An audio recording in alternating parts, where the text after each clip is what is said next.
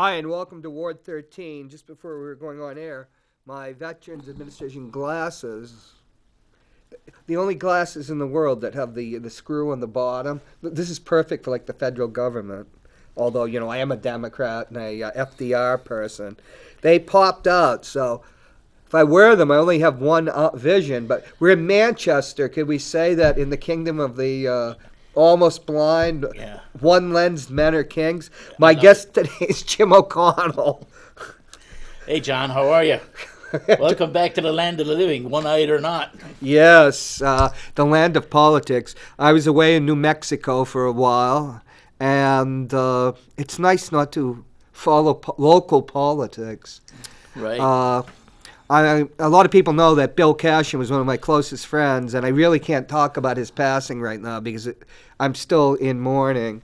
Yeah. But a great man, and as I said, he welcomed me into the body politic in Manchester, encouraged me to run, supported me, and advised me. And as you know, John, I went over and sat at his kitchen table a few times, and he was even after all his years of service. As an active, as an alderman, he was still interested in promoting the city good insofar as he could from his kitchen table. So God bless him. That's right. He saw you as a potential mayor, but only after Joyce Craig.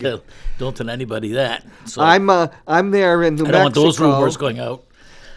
He sounded fine. He called me just a couple of days. I was having when you're up on a mountain, 8,000 feet, with an iPhone 6, which has been orphaned by Apple, you don't have the best telecommunications. But he said, "Oh, you've got to be here for the election, at least through the primary in September. You have to come back." Right. And I said, "Well, I'll be back May 1st." And I expected to see him, but there we go. I came back early, but he really... The thing about Bill is he sat in there watching TV. You'd walk in. Every night I was watching there was things that we couldn't miss. It was Wheel of Fortune and Jeopardy.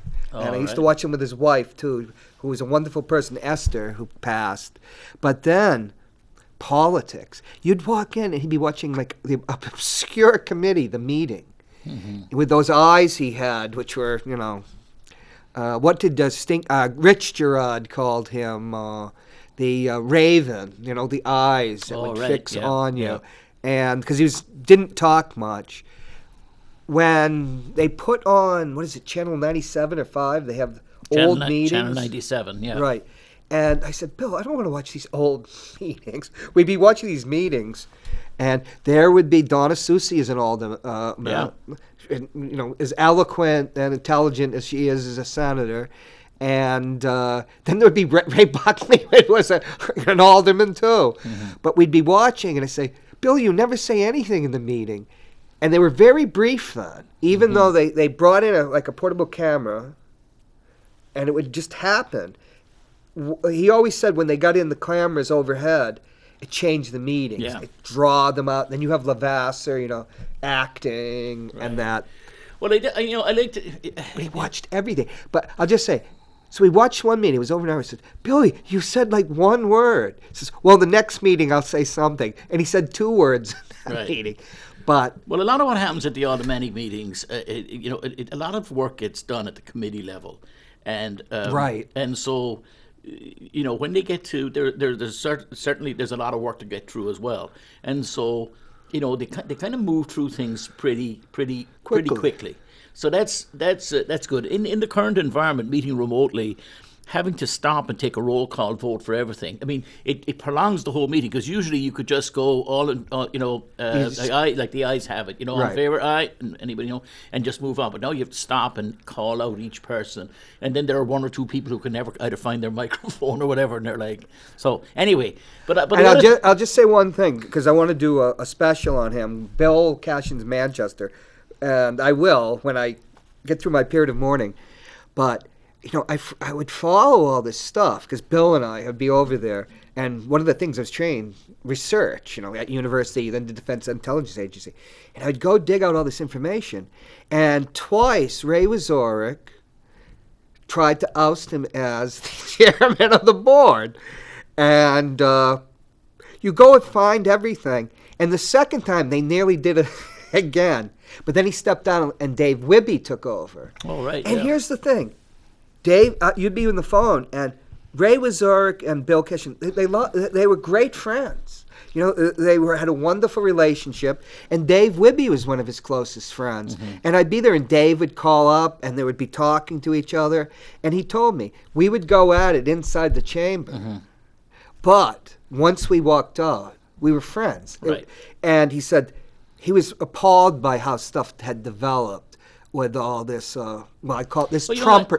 Yeah, but it's only one or two, really. I mean, Right. I think most people. Right. I can You're tell you that in my relationships, with the people on the board of aldermen and on the school board, we don't. I've been the subject of a couple of 13-1 votes, and. I know I was there for one of them. Yeah, and so it's fine, and you just move on. I mean, I respect people's opinions, and it's not that people have to be overly nice to each other or anything, but it's you're representing policy and trying to do your best on each decision, and then you move on to the next thing.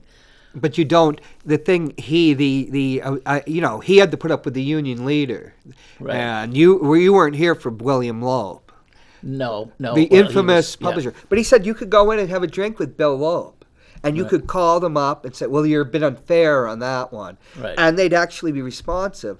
It's this the personal attacks. Yeah, they it's unfortunate.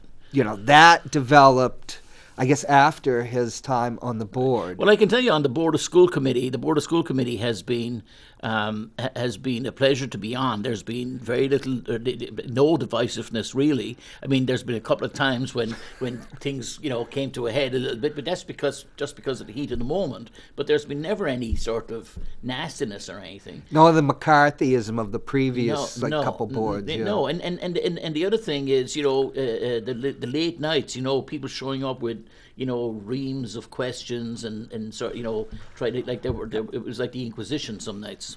Hi, welcome to Ward 13. Who's this? Yes, I'm calling the show, and I'd like to know if you know the results of Ward 6 aldermanic race last night. Yes, we do. Hot off the press, or maybe lukewarm off the press now.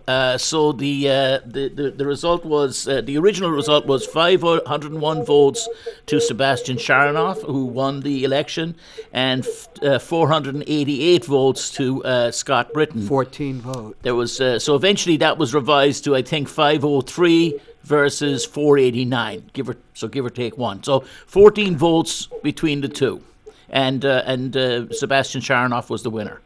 So if all my 13 viewers had actually voted for... If buts and maybes, right? He still wouldn't have won. No. Well, it's a very tight race. So it was it was a well-run race, I think, and people presented their thoughts, and it was respectful, and there was no monkey business going on, and I was involved in that election, trying to help out, and I just, anytime you see democracy at work, where people are being respectful of each other and all that, it's all good. And so it was good to see 1,000 people show up for a special election. That's tremendous. I was surprised, though. You had like when Governor Sununu stepped in and endorsed Sebastian Sharonoff. It went, and you had Donna Soucy and the mayor. I'm still on the phone. Oh, sorry. Go ahead. Yeah. I'm still on the phone. I just wanted to say I met yesterday. I talked to this O'Connell man. My grandfather used to be an alderman for many years and a state senator. So. Oh, right, that's yes. what I wanted to say. Yes, nice to meet you again. I enjoyed talking to you yesterday. Well, thank you very much for calling. Take care. All right. So, I met this lady yesterday. She grew up over on Bell Street, she told me. But anyway, so that was that election. So that's so but there are other changes coming to the board. We have Ward 8. Ben Dion is now Ben Dion's on the school board side. School board. But just to sing with the alderman a minute, we have Ward 8 with Michael Porter, who has resigned, and so that seat will be. It's a little complicated. We don't have to deal with it here, but on the day of the primary in September, there'll be an election to elect somebody with immediate effect. Right, they become the alderman. They'll become the alderman starting in that day in September. They'll be the alderman through the end of the year. At the same time, there will be a ballot there, and it may be the same piece of paper, or maybe two separate sheets of paper. Matt Normal wasn't clear yet, which he could do, but there will be also as the normal election, a primary election to choose a final two candidates, presuming there's more than two, to run in November.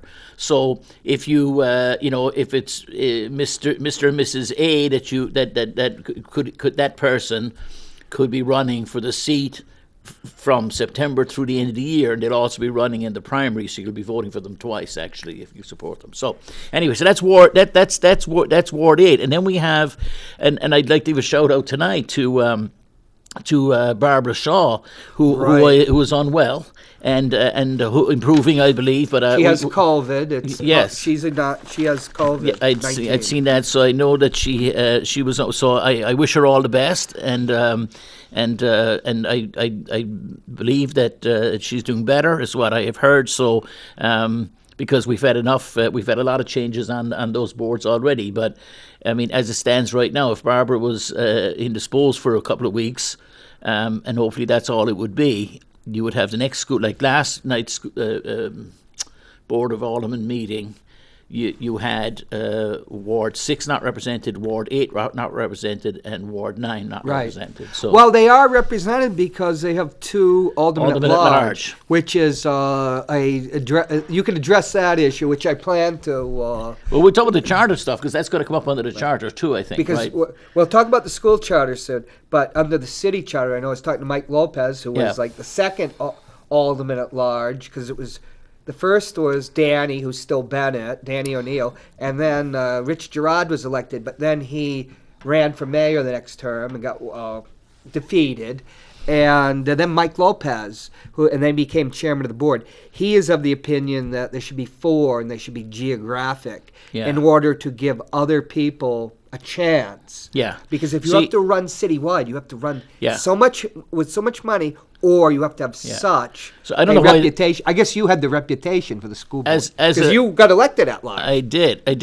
and I like being a representative at large. I mean, a school board member at large, because I just it kind of suits who I am. You know, I have friends in all corners of the city. I know people involved in PTOs or teachers or administrators in the school buildings from the west to the east and the north to the south. So I know a lot of them. I'd find it a little confining, I think, just being in one ward. But having said all of that, Art Beaudry never let that constrain him. No. Well, we'll end that conversation. But I personally think the boards are way too big and ought to be reduced in size. So if we're going to talk about the charter in a minute, the charter questions that have been tabled but will be pulled off the table now for a vote in 2 weeks' time. Right. We'll see what will actually get. But one of the things is to reduce the size of the boards. I think that the boards are way too big. Right. So let me just say that and the alderman at large position, I just don't understand it. So as much as I said that I like being one, being an at large representative, I still think the boards are too large. I wouldn't have any are too big anyway. I wouldn't. I'd reduce them down. My proposal, which probably won't make it into the hopper at this point. Excuse me. Will not the Gary Hopper. The Gary Hopper. Sorry. But what I have been pushing for is to have a board of 9, and that would be 3 floatarials with 3 people representing each one. So you'd have 3 people represent wards 1, 2, 3, and 4. 3 people represent wards 5, 6, 7, and 8, and 3 people represent wards 9, 10, 11, and 12. That's a good proposal. I'm surprised I didn't think. I'm surprised I didn't think of it. I'll lay claim to that one myself. I really am. That is good. So we were looking at different ways, and of course that's with the mayor no longer on the board either, and so you'd have a board of 9. And this way, if you're in, let's just take pick a ward, like Ward 7 as an example. If you're in Ward 7, if somebody passed away or somebody was ill or somebody was, you have 3 people representing you. Or if one of them doesn't like you or you don't like them, or if they're not responsive, whatever it might be, there are 3 people representing Not just your ward. you, but they're representing that ward, that area. Yes, 5, Yeah. 6, 7, and 8. So so if you think in terms of the school side, for instance, that would generally be McLaughlin Memorial, Southside, Jewett, that sort of down there, down into Highland Goffs Falls, etc. It doesn't follow quite perfectly with the schools, but we don't need it to. The wards 9, 10, 11, and 12 would represent everything on the west side and some more. Right. And down, Ward 9 actually, I think, is Highland Goffs Falls. But in any case, I thought that was a good idea to reduce the size of the board. And it's more rational. And the alderman with school board at large members, there has been more school There's been members at turnover. large. But we can say there was Danny O'Neill, Rich Gerard, Mike Lopez, and Joe Lavasser. Right. I mean, that's all. It's since Yeah. 1989. I think 1999. The first. And it is. There's no election. like if you're running for like I ran for office for the first time a year and a half ago, and running city. Sometimes I think of Manchester as a small city, and I think in lots of ways it is. But when you're walking around knocking on doors. There's an awful lot of doors to knock, and so much new development. I was down in Ward 6 the last few weeks, knocking on doors down there, and I came across some really. First of all, there's some really nice neighbourhoods in Ward 6, and from everything from sort of old Manchester to newer Manchester, to very new Manchester. But so it's a lot of work, and I think it's prohibitive to some people. Running citywide. One of the reasons I say that you won, because you weren't a shoo-in. You didn't have the money advantage. There were other people in that race that had more. Was because you had a great connections with teachers, and not just teachers, but with parents. Yeah. We used to call them the PTAs. What are they? PTOs? PTAs. PTA. Yeah, I do. Because I don't shy away from the fact that I know a lot of teachers, but I don't think that's what got elected me. I think one of my criticisms of teachers generally is that they're not politically active. Yes. Contrary to all the stuff you see on social media, people accuse the teachers, the MEA, the teachers union, this, that, and the other thing. I can tell you from where I sit as a school board member, most of the time I sit there and I wonder, how come there's nobody here? Like, where's the voice of the teacher? Yeah, Bill Cash had always said, because he was telling me, he says, John, don't wait for the teachers. The only thing they're going to arrive for is for their contract. And then he tells me that in like 2014. Yeah. And then you watch it over the years, and sure enough, where are they? Right. And we've talked about that before. Right. Oh, there was an election in the MEA a couple of weeks ago, electing a new vice chair because Maxine Mosley, who's been there a long time, is retiring. Oh, she has. She'll be gone. Well, as of June. Yep. And so there was an election. I've forgotten who actually won again, but I just heard. But I don't know the exact numbers, but you had good connections with people because you'd been active. You were active in soccer, right? Yeah, I think that's where you it knew is. people. If I was to pick, I'd say you sort of do your dues in one sense, right? Like I think about Kevin Kavanagh, right, running in North End Ward 1, and I remember Kevin 20 years ago, on the baseball field and being there late at night and brushing the mound and doing all the work, and I could name I'm not going to name all those names of all those people that I was with on Manchester North Little League or at the soccer league, and then of course you get to know in the intercity stuff, so the people in all the other leagues. So that's like a whole community there. People that get involved with their community are generally vote. It's like Mike Lopez got elected alderman at large. He hadn't been an alderman, but he knew everybody. Right. He was a mailman. Yeah. Then he was the head of that union, and then he was Mr. Veteran. He knew everything. Yeah, Mr. Sweeney Post. People. Right. So you knew people. And like when I was with Bill Berry, who grew up with Bill Berry, hey Billy, everybody knows Bill Berry. Everybody. Well, it's like going shopping years ago, and I used to say my wife, who knows everybody, a wife. She knows people. We used to joke about. She was like the mayor. He goes to the supermarket because we'd get about as far as the bananas, and that's as far as we could get to because, the chatting would start there and. I'd take the kids and we'd cover the rest of the aisles and eventually we'd get back. But anyway, it's part of community. I guess being active in the community. If somebody wanted to know what's the secret sauce to getting elected, I don't know if I know the big answer, but I know the simple answer for me, for people would be, go out and earn it. You know, Yeah. like it's earned on Monday nights in a snowstorm in February when there's nothing going on and there's a community meeting going on because there's a problem in the neighborhood, or Right. there's a civic something going on and you go out and go to that, or there's a cultural event and you go out and go to that, or you go downtown and you go and you sit and you eat in a Manchester restaurant instead of going to some national chain somewhere out in the suburbs outside of Manchester. That's where it's You walk into the bar, you walk into the restaurant, you walk down the main street, you talk to people. It's kind of simple, really. It's all politics is local, right? It is. To quote a very famous man. So, anyway, so with regard to the reducing of the school boards, when Manchester Proud did its work, and as it continues to do, it went, and one of the values of Manchester Proud's work is that it's data based.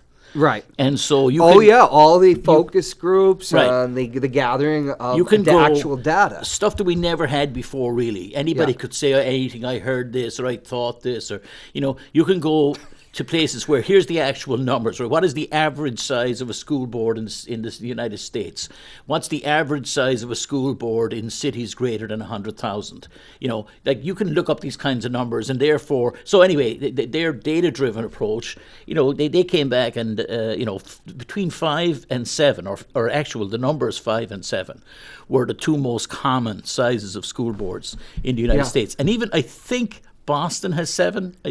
The city of Boston, a little bit bigger than Manchester. Because it can't, you lose the efficiency, and you might be doing it in the name of democracy in a Right. way, but we can see how democracy can sometimes go awry when somebody keeps You getting only have- reelected. Well, I can Boom, tell you, you boom, want to see boom, boom. democracy go awry, in my opinion, and it might upset some people, but you only have to go to Concord to look at a 400-person Yeah. house. It should be 150. I can tell you this. Paid. A 400-person house is not 4 times better than a 100-person house. Oh, yeah. It may be the actual opposite. Yes. So, anyway, so that's one of the charter things. Here's the thing. Because the school charter amendments would take the mayor out of the school board. Now, Bill Cashin always told me there's no reason the mayor should be on the school board. Right. And he also said the alderman can't deal with school district issues. It's too time consuming. Right. It's just, and they always just put it off, but the mayor somehow got stuck Right. in there. And when he was the vice president, former vice president, Joe Biden came to see Bill Cashin, and Joyce was there, and I can't share that because it's private, but I can share little things. I can still see Joe Biden's reaction when Bill tells him that Joyce is the head of the school board, his mayor, because Biden started his career in the city council in Delaware, and he said it was the worst. He said being a senator, fighting Jesse Helms, everybody, it was easier Right. than dealing with being on the municipal council. He said the zoning board was the worst. If I never see another Yeah. zoning board meeting, but he was just surprised that the mayor would be on it. And many, as you know, many of our mayors didn't. Because the That's mayors what Bill don't have said. to go. Bill So- said he could never understand why Ted Gatzis, and they Yeah. once were allies, but then they Right, fell right. out. That Ted went in there Yeah. and tried to manage that. He said a mayor shouldn't. Right. It's the vice chair who does it, and no other mayor really ever had tried to do that, except even Bob Baines. Bob Baines had some influence because Yeah. he was a career former educator, principal, yeah. but he was never like how Ted tried to do it. Right. Well, some people are, there's this sort of false narrative around, like I can go in and I can sort out the school board, and Right. there's some obvious problem that I'm going to find there. He could get you that the remote learning stuff back in 2014 or Yeah, 15. believe me. That wound up in New York yeah. Times. Let's not even go there. But So one of the things about I saw that that Elizabeth Moreau, the former Ward 6 representative who was just replaced last night, and she announced, I saw an ink link that she announced that she's running for Alderman at large, and that's going to be an interesting race, because as it stands right now that I know of, that's going to be Joe Levasseur and Miss Moreau, and then There's you have another woman who's who I've never so heard June of. Trusciani is running on the Democratic side, and so that's Dan O'Neill and her, and then I've heard Katie DeRoche going to run again? I haven't heard that. 'Cause she did a really great job. But she did, and she came very close. Yeah. So I don't know. And then I've heard of a couple of others, but I don't want to share them right now, just because I don't want to be the origin of the story when it hasn't come out from other places. So, or the originator of the story. So I think the aldermanic side at large will be interesting. But just to go back to Miss Moreau just for a minute, I just wanted to, I noticed that when I read on Inklink today that she's not alone in this. There are others who think that the school district ought to be a school department, and I hear that. I it's not that it's completely outlandish and that it's crazy, but if it ever became a department, then people should be prepared for the fact that their aldermen are going to become school board members rather than the other way around. Right. The elephant will eat the mouse. And as Bill Cashin, who, 32 years, he's got that big portrait. I never met a man that this knew practical politics as well as he did. And I studied at university. I've covered it for years as a journalist. As I said, aldermen cannot handle the school board. Well, if you think about too big. It's too big. It's too big for them to handle. So in terms they of have to handle the day-to-day of everything else. In terms of actual people, right? So employees, for instance, the school district is between 4 and 8 times. It's way more than 4. It's closer to 8 times the size of the police department. Yeah. It is 6 to 10 times bigger than the fire department. It is the budget's almost $200 million, isn't it? So the total budget, budget depends on who you ask, right? So, because with the additional monies that come from federal money and all the rest of it, so $183 million was the best number you could use for last year. Okay. It's likely to be, hopefully, it's the same number this year because of all the different things that are going on. But besides just the money thing, right? In terms of buildings, if you put all the municipal buildings together, you don't get to the number of buildings you get at the school. That's right. So I have great respect for the aldermen and the work that they do and the things that they have to be involved in, and many of them are very capable. I would just say this, that if the school board became a department, your aldermanic meetings aren't going to look like they looked like before. That stuff has to be dealt with. Now, as a citizen, you can give up you can give up having your voice heard at all at the table and let the bureaucrats run it all. Right. And you can have the administrations run it. And if that's what you want, make them a department, have the district administration do whatever it wants and run it whatever way it wants and have no public oversight. Well, you'll either end up in that scenario, or the one that's more likely, I think, is someone like me. If that were the case, then I'll switch and run for alderman. So, so then I'd be an alderman on the aldermanic board. An alderman would have to be... With responsibility would have to be a full-time position, and they'd have to be paid $50,000, $60,000, something $1,000. I've heard, because it would be too intricate to do. And the other thing is, you mentioned, Manchester Proud doing its research. I've done my research, too. Most school districts are independent. Of larger size. That's been a trend for 100 years, to get them away from the control of the alderman as a way to, it used to be aldermen used to be more corrupt than they are today. Right. We want to think they're as corrupt as the days of Boss Tweed, but they really aren't. But to get rid of the political interference of aldermen, that was part of the progressive agenda of over 100 years ago, and it works.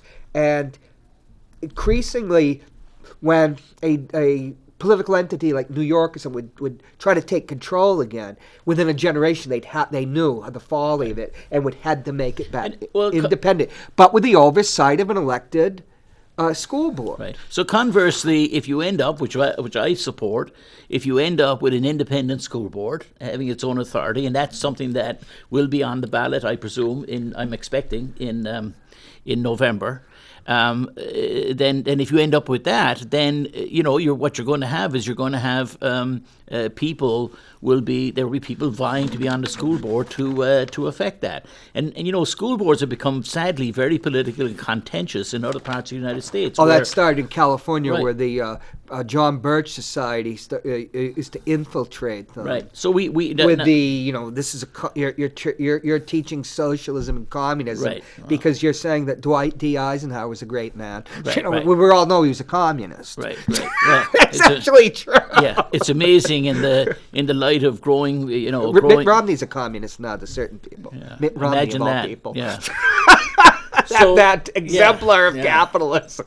Yes. So it's crazy. It's crazy stuff. But anyway, I'm expecting that we will see the charter. One of the charter. I'm hoping, and I expect that the aldermen, when they take the questions off the table, that the questions are modified. They come off the table at the next meeting, and that there will be a proposal the primary proposal will be to make the school board a separate authority with full authority to manage the budget and everything else. Right.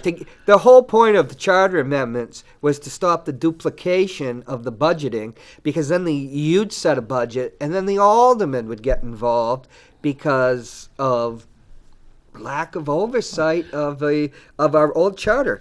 But people like Joe Lavasser attacked question 1, saying that it's going to wreck the tax cap because it's going to give the school board the ability to override the tax cap. But I've got the language of Amendment 2, proposed Amendment 2, says the sole authority of the Board of Mayor and Aldermen over school district fiscal matters shall be to approve or deny a request by a school board to override the charter's annual limit on budget increases. So the Board of Mayor and Aldermen retains the thing about the tax cap.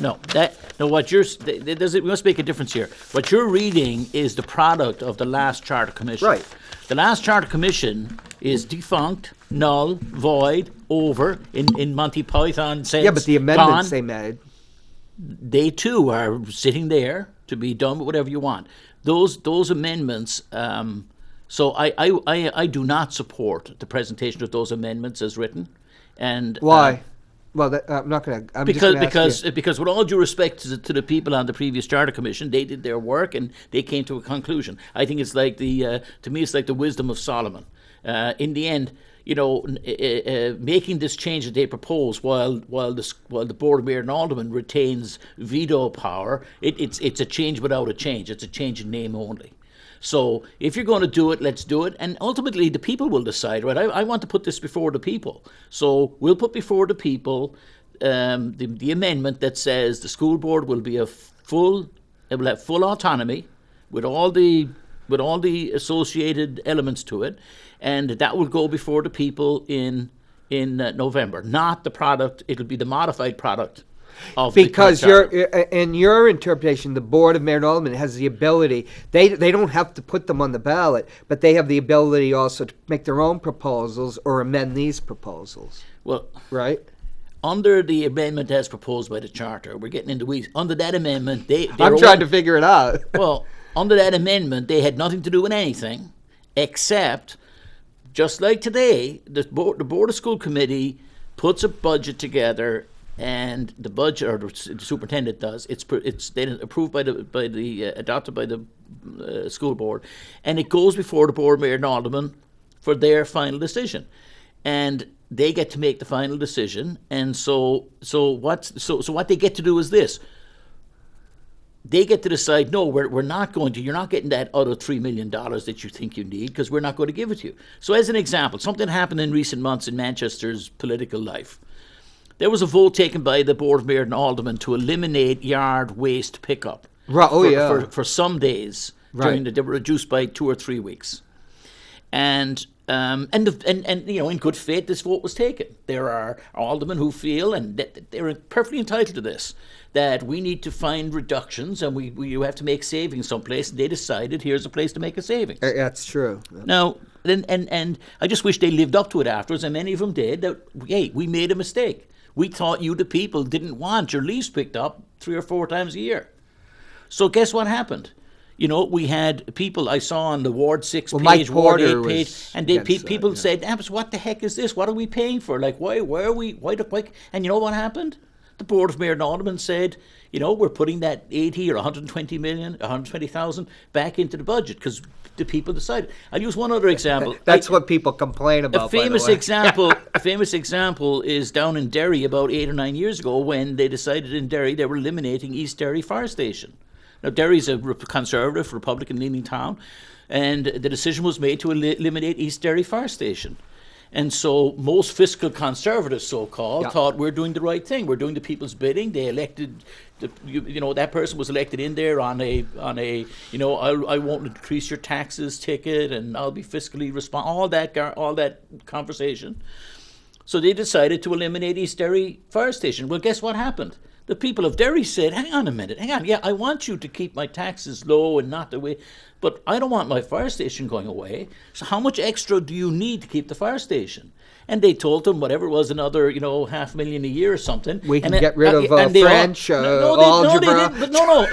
No, absolutely not. What's important here is they said, here's my checkbook. How much more do you need? And the people of Derry, Republican fiscal conservative said, I want my fire station. Do they have the town meeting time of government? Yes. You do. I've seen those. People there go you in. go. So the same thing happened in Manchester with regard to the yard pickup, in my view. People said no, now in this case we found that out of contingency funds, but in the end we spent it, right? Yeah. But the same thing would have happened, I think, if the alderman had said, well, we could bring back the leaf pickup, but it's going to cost you, $2 per month extra in taxes. It's going to be $24 a year each house. And people would have said, I'll take it. Give me the $24. Now, let me go back to the schools. The problem with the schools is that the pain that is felt in the schools by parents and children who, if the school board members are doing their job right, they're aware of where the pain, how bad it actually is. That never gets to the alderman. The aldermen have the luxury of taking $3.5 million last year of the money that we were given by the state for our children, and the aldermen took it and kept it on their side, and they suffer no penalty for it. I missed that one. Well, they would term it a different way. They would say we wouldn't override the tax cap to allow us to spend it. So, right. The bottom line is, when we wrote a letter to the governor at the beginning of this year, in the face of COVID and everything else, and said, we need some help here in Manchester. And the governor wrote us back a snarky letter saying, the money I sent you last year, you wouldn't even take. No, he didn't say you wouldn't take. He said you took it and you used it on the municipal side. So why would I give more money to schools? Now, my problem. So that was this the Board of Aldermen cannibalizing funds that should have gone for schools and was sent by the state for schools. Right, which drives me nuts, because I would like to hold to the fire, people's feet to the fire, who are part of this. Like, they can't have it both ways. So if you happen to be, a strong supporter of Governor Sununu's, and if you happen to be somebody who is of that whole same belief, then how can you have it both ways? I get tired of being told by Governor Sununu, representing fiscal conservatism, etc., that, I'm not going to give you the money because you went and took it and spent it on the schools and on the city side, and then my fiscally conservative friends put on their fiscal conservative hats here in Manchester and tell me, we're taking the money and we're spending it on schools. I'd like them to talk to Governor Sununu and leave us, the school board, out of the triangle and get their act together about how this works. Good luck with Sununu. If anybody who's a veteran and the veterans' deaths and deaths unreported in our nursing homes, he's just, my opinion of him is very low. Anyway, so I don't want to. So long as I didn't realize that you guys had got. Shafted that way. Thinking of a word that's strong but not vulgar. The analogy with the yard waste is great, because what happens to an alderman's position in Manchester is when we have to eliminate classes, when we have to eliminate programs, when we have, when we once had 42 kids in a classroom, when we have the least well-funded school system in the state, the highest pupil-teacher ratios in the state, that pain never makes it to the alderman's desk. The aldermen can disassociate themselves, and then they have the gall to point fingers at the school. What are those guys doing over there? I remember being told once by a couple of aldermen, and they said to me very forcefully, it was 10 years ago, do you think that if we gave them another 20 million, them, that's whoever they are, right, being the school board, do you think if we gave them another $20 million a year, that would fix the problem? And I said, I know what I said to them? I said, I'll tell you what. And these were two leading aldermen in the city. And I said to them, I'll tell you what, I don't know the answer to that question, and neither do you. But we all know the answer to this question, which is giving them $20 million less than what they need has not worked. That's what you've done for the last 10 years. That created a disaster and undermined the So I think the system. Ultimately, I believe in democracy strongly. I think if the people decide, and so you elect a school board. The people who elect the school board are exactly the same people who elect the aldermen. The aldermen are not the school board are not the inferior stepchild, the children of a lesser god, right? You're not the children's table, as Joe Lavassa would say. Right. So I mean, you look at some of the dysfunction. I don't want to be disparaging of our aldermen, but our aldermen's record over, say, a 20-year timeline in terms of who they were, their capability, what they knew, what they didn't know, and how smart they were, how capable they were, or some of their moral decisions over time. There's an awful lot of people who have served on the Manchester Automatic Board who aren't the most stellar of characters. Jim, you're getting into Ward 13 territory. Well, I'm just saying the idea that somehow that the aldermen are superior, in terms of morality, intellectual capability, business experience, or anything else, doesn't bear witness. The people vote 29 representatives in the city of Manchester to represent them, 14 on the school board, 14 on the board, mayor and alderman, and a mayor. And the same people vote for all 28. I think in the end, if the school board was not doing what the people wanted, what would happen would be that people would be elected to remove them from office, and the people would get what they actually want. You're actually, now that your proposal for cutting 6 positions from the board, each board makes more sense because it increases the accountability of everybody. Right. You can't diffuse it over, And ultimately, I would hope that the quality of people running for public office would be raised as a result. I think that there'd be fewer places, and so it's just like the 400 thing doesn't work in Concord because everybody they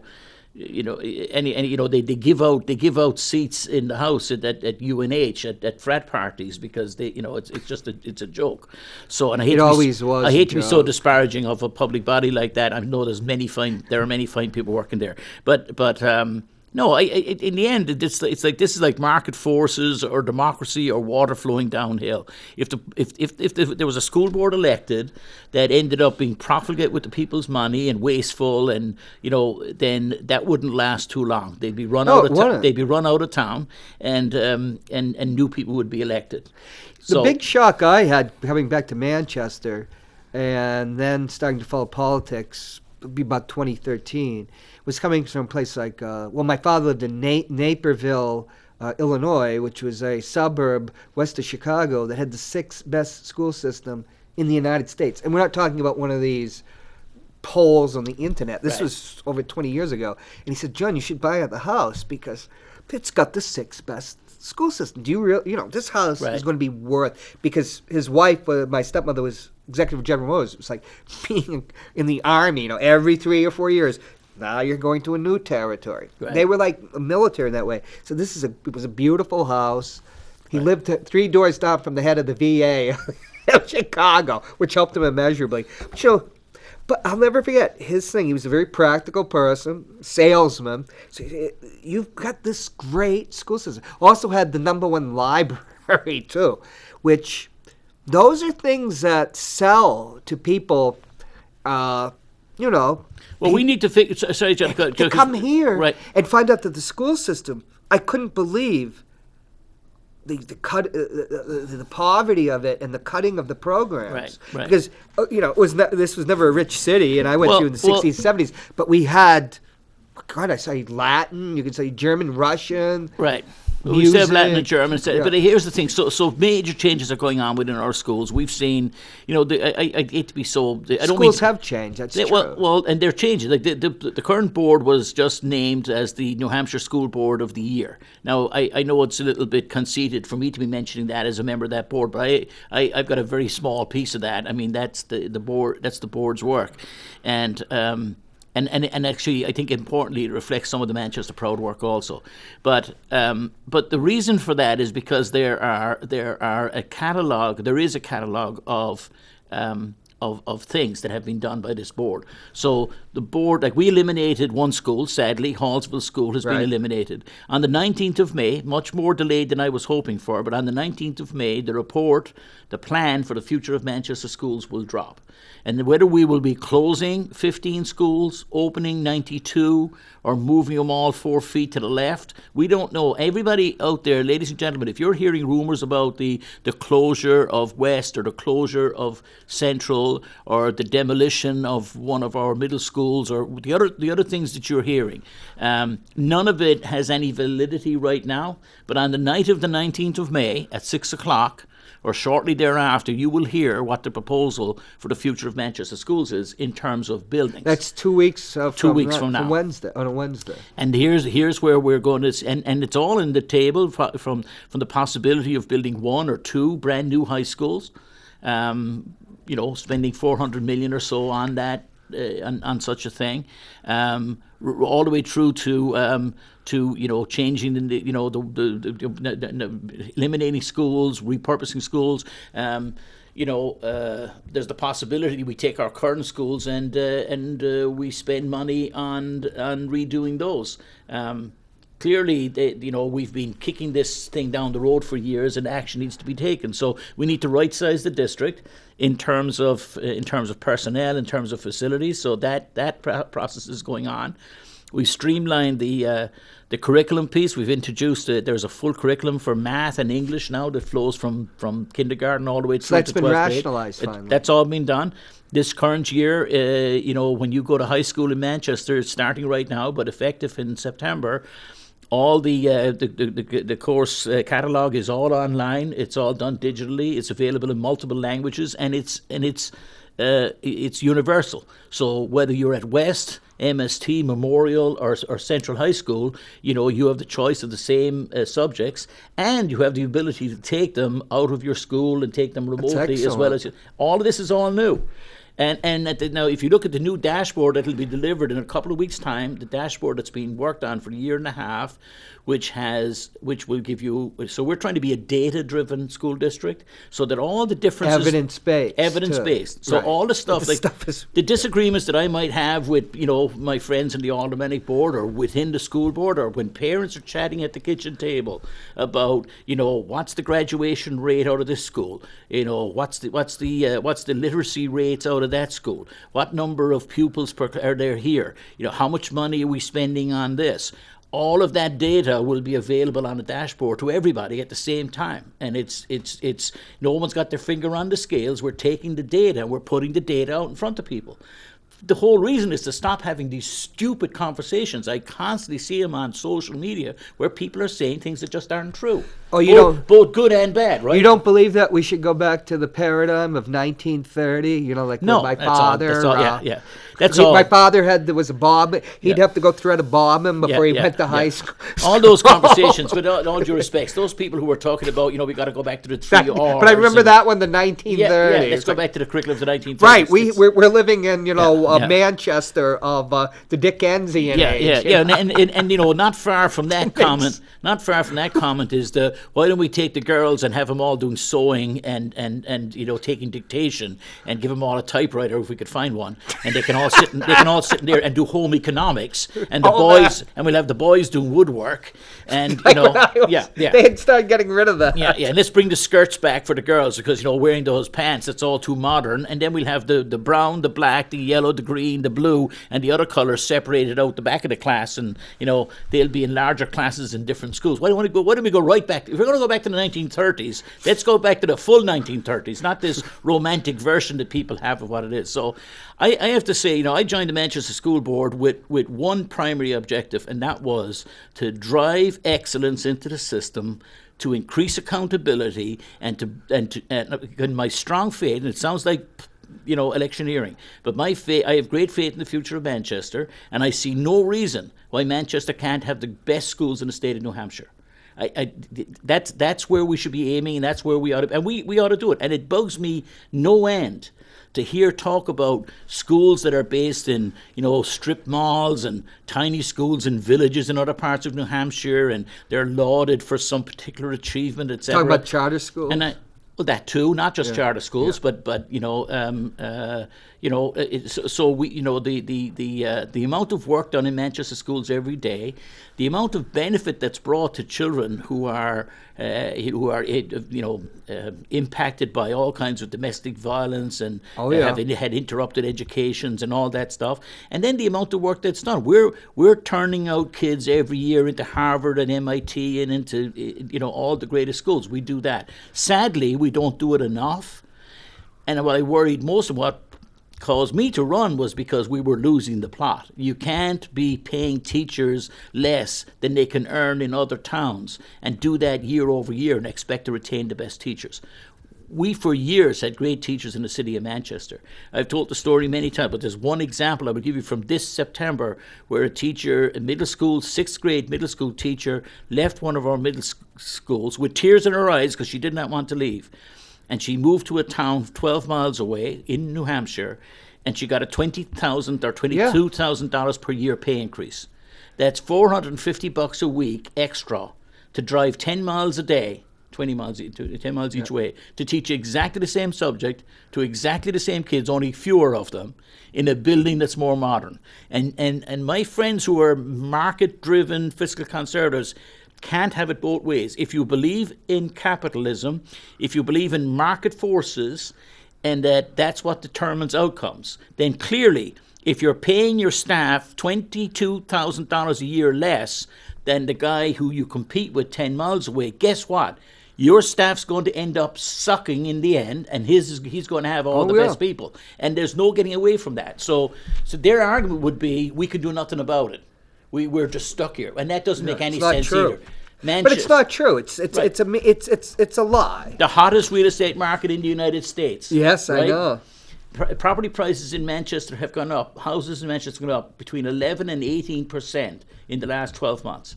If you own a 250,000 or so is the average house price, or was in Manchester. Well, at 10% increase, that's you made 25,000 out of your property additional value in the last year.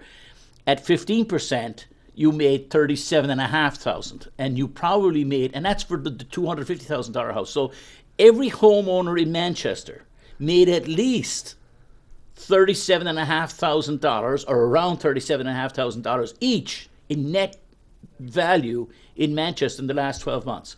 And yet, if we said to any one of those homeowners that we need $10 a month extra, $120 a year extra in taxes to pay for whatever it is, it's like the world is ending and we can't have it. The only reason we can't have it is because we've decided we don't want it.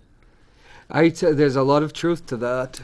But I just don't see how a community can continue to thrive without a robust school system. It can. And it just doesn't come from, clicking your heels together and pretending it's... The other thing that was very interesting, the Commission on School Funding, Education Funding, that spent a year looking at this, and we spent, a lot of money, state money, with that commission. They did a lot of... If you go to the Carsey Schools website, all the data's there.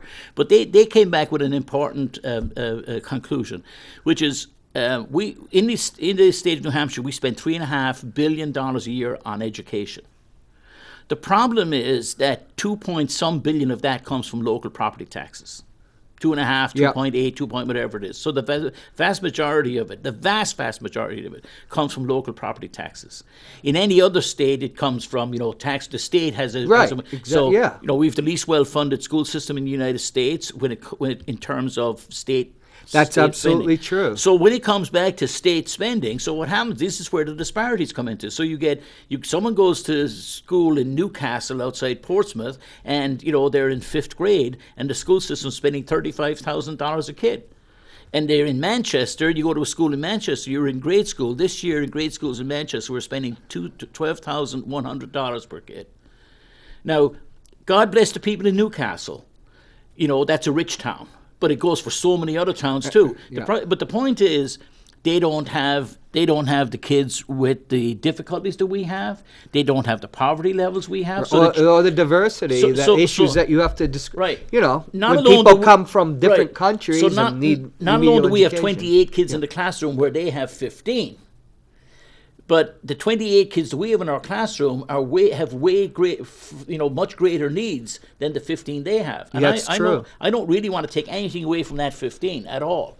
But they've flown down to the Cayman Islands with Dad. They know what it's like to get on a plane. They understand where the Caribbean is because they've twinkled their toes in the sand. We only have couple more minutes, but the state government, the way it is here, is irresponsible. I've never seen a more irresponsible state government. I've never seen a worse one. If you see and I've lived in in plenty of states. Look at some of the garbage that's in HB1 and HB2 that had the public representation yesterday, and you look at some of the stuff that's being included in that budget, and it has no business there. This so-called voucher bill or freedom accounts bill, handing out $7 million to a private person to manage that $70 million makes no sense. I mean, for instance, so you're going to have, just very briefly, 2 minutes. Very briefly, you're going to have vouchers. It's going to cost the state $69 million, call it $70 million, if 3% of people uptake it. So, but 10% of that's going to go to management to manage that process. That management is being done by an entity in Manchester. It's a lady who runs this organization in Manchester. If I wanted to manage that $70 million and I was in the state, I'd say give it to the Manchester School District to do it as a separate piece of business. I'd bid on it. I'd say, you know what, Governor or Mr. Edelblut, if you're going to spend $7 million to give somebody who's working out of their house to manage the taxpayers' money, I'll have Karen DeFrancis hire 2 people for $50,000 each. We'll manage it for you. We'll take it for $4 million. You can put $3 million in the bank. That's the boodle, man. We could talk about going back to Boss Tweed, the boodle. Well, and what, Jim? You got about another minute. What's the issues like on your show this week? What are you going to be talking about? So I am going to talk about the charter, the charter change that we'll be looking for coming up at the next meeting. I'll be talking about the facilities, the plan that's about to come out. And those are the 2 primary things that I'll be talking, and the changes that we're seeing on the boards, what's going to happen in the next few months. So, that'll be the content tomorrow night. Well, thank you very much for being here, and good luck. Thank you, John. Thank you, folks, for listening. We'll see you next week here on Ward 13. Mike Lopez is going to be here, and we're going to be talking about the charter. All right. Yeah. Take care.